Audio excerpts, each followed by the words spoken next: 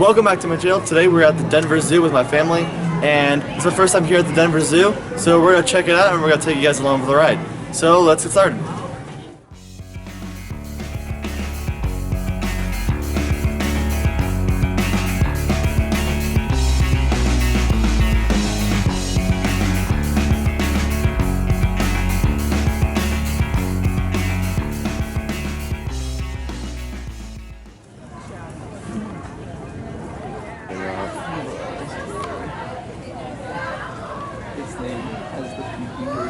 Oh, look, he's moving in four, right? Four zeros. There's no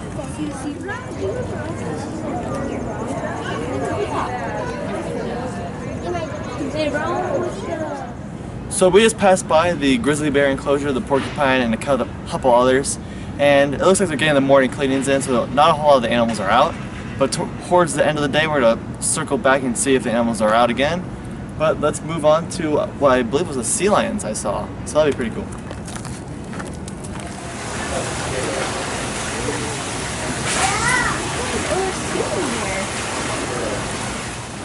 So behind us we have the sea lion and the seal enclosure. This is a good example of a multi-species enclosure. And a little known fact is the difference between a sea lion and a seal. The seals typically just hop around because sea lions have longer forelimbs, so they kind of walk better. And sea lions also have external ears, while seals have them more in their head. You get a much better look on the sign over here. You kind of see the longer forelimbs on the left with the sea lion, and on the right you can see the shorter forelimbs on the seal, and then the external ears on the sea lion as well. And let's move on to, I believe, the tigers over there. So let's get going. There might be some food in there, or he also likes, and generally the tigers like, some scents. So now we're here at the tiger enclosure, and as you can see in here, there's two keepers in here. One keeper is cleaning, and another keeper is actually hiding enrichment items, which I think is pretty cool. So for enrichment for a lot of carnivores, they will hide pieces of meat and different scents. So as the tigers re-release into the enclosure, they can smell around and try to find these little snacks and foods, which is really cool. Another thing my dad and I really like is this little walkway up here. There's a tiger enclosure over there and a tiger enclosure over here, and they're connected to this walkway so that guests can see the walk back and forth between the enclosures. That's pretty cool. So let's get on to whatever's next. So behind us we have the Przewalski's horse, and I really like these horses because I was first introduced to them at the Smithsonian's Breeding Center in Front Royal, Virginia, which is actually where I grew up for about 12 years. So whenever I see these animals, which not a whole lot of zoos have a ton of them, it's always really cool to see.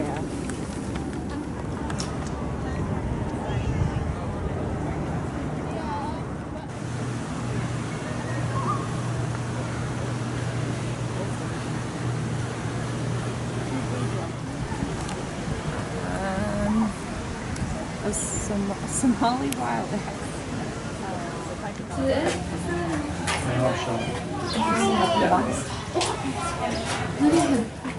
So we just passed by the elephant enclosure, and here they have Asian elephants, and I really like the size of the enclosure. Here's a secondary enclosure for them, so I don't think there's an elephant in here.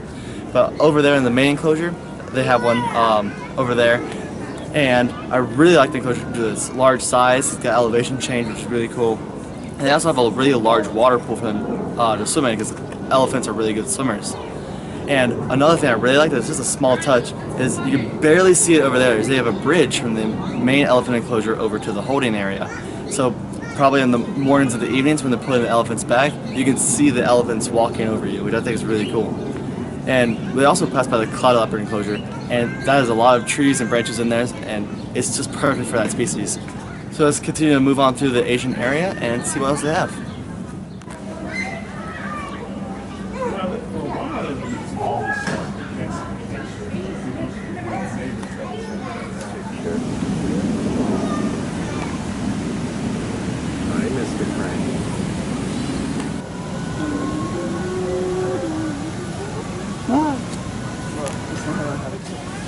So back here we have a really cool animal. This is my first time seeing it. It is a greater one-horned rhinoceros.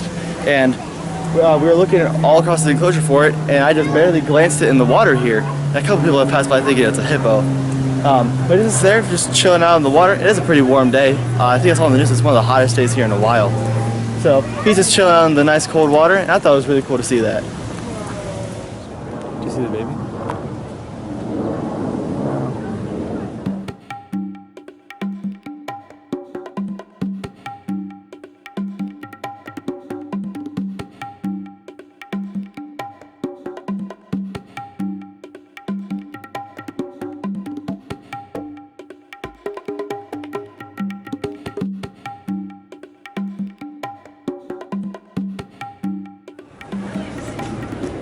So behind us here we have the hippo enclosure, and what's really cool is we have an awesome example of enrichment for the hippos. So in the pond there's this giant ball, and this hippo's pushing it around while underwater and above water, knocking it around, bouncing out of the water to hit it. It's just super cool to see this hippo just knocking around this giant ball, just like really any other animal. Just messing around in the water, just having a good old time.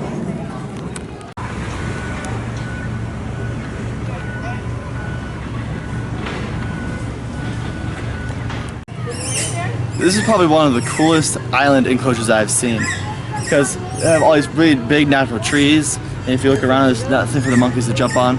So in this enclosure we have some pelicans over there, and we have hooded capuchins, as you can hear up there. What's really cool is they have all these plants down here, all these little huts and buildings to go in, all these ropes that are connecting trees. So you get to show off all these natural behaviors, which is super cool. You see them up, well maybe not with the sun glare actually, but they're just up there playing around in the trees like they would in the wild. I think that's super cool. So let's keep on moving, and my dad said there's Pride Rock over there, so we're gonna see what's going on.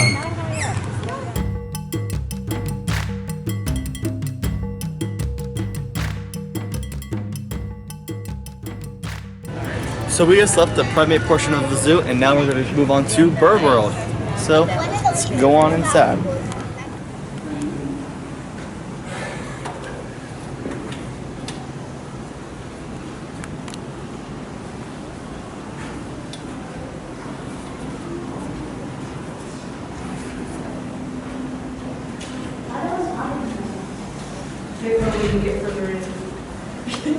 Yeah, you see the birds? Feels like it's echoing here. It is. Is that too, Mom? Guess what? It's the very little bird. Mom, who's that? Mom, who's that?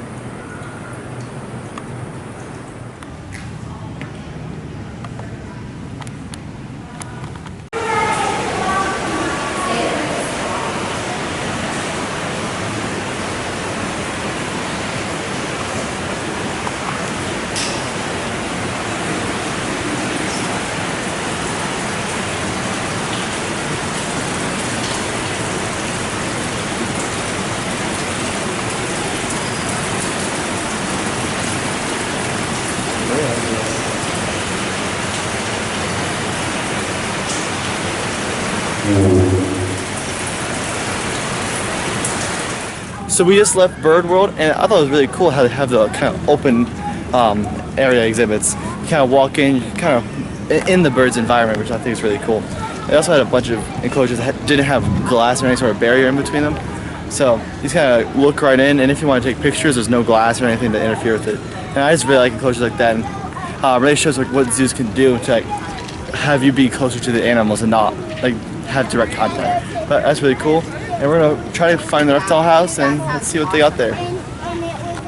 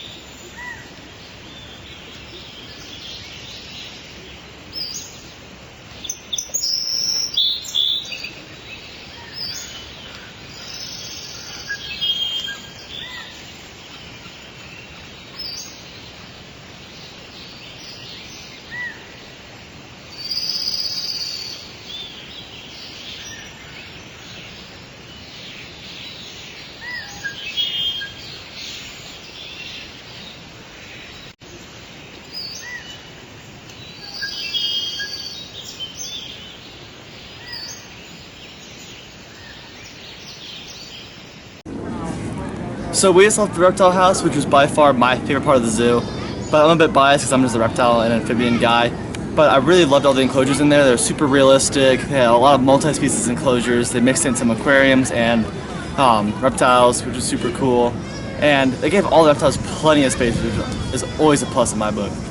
So I hope you guys enjoy this little tour of the Denver Zoo. And as always, I hope you guys leave a big thumbs up down below, subscribe to my channel, and also check out my Instagram @ColeShirt. As always, I'll see you next time.